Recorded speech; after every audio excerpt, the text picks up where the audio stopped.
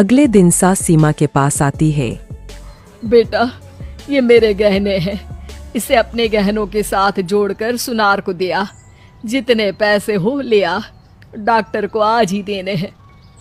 सीमा अपने गहने और सास के गहनों को लेकर दुकान में बेचकर पैसे लेकर घर आ जाती है।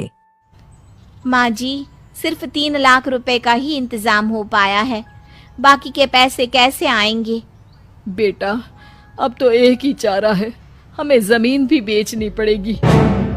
माँ, खेत बेच देंगे तो खाएंगे क्या? अरे बेटा, कोई दूसरा चारा भी तो नहीं है।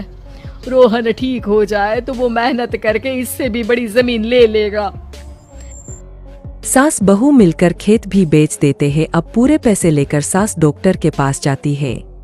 डॉक्टर साहब, ये लीजिए सारे पैसे, बस किसी तरह मेरे बेटे को ठीक कर दीजिए। आपका बेटा ठीक तो हो जाएगा, लेकिन 6 महीने का समय लगेगा। सास बहू सोच में पड़ जाते हैं कि अब तो कोई जारिया भी नहीं रहा जहाँ से उन लोगों की कमाई हो। अब कमाएंगे नहीं तो खाएंगे क्या?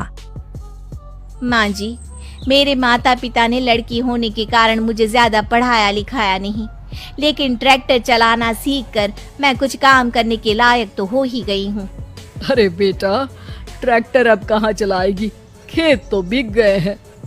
माँ जी, मैं किसी और के खेतों में दिहाड़ी में काम कर लूंगी, कुछ तो पैसे आएंगे ही ना। कहकर सीमा काम करना स्टार्ट कर देती है। जैसे तैसे उन पैसों से गुजारा चल ही रहा था। माँ जी, पास के अस्पताल से मुझे नौकरी के लिए ऑफर आया है।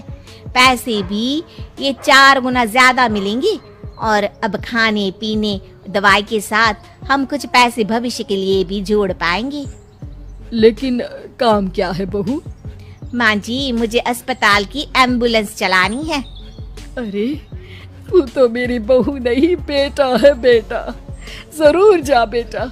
और हाँ, तूने पूरे गांव में एक मिसाल कायम कर दिया कि हर काम हर कोई कर सकता है। उनके लिए लड़की या लड़का होने की कोई जरूरत नहीं। सीमा मन लगाकर काम करना शुरू कर देती है। आगे जाकर वो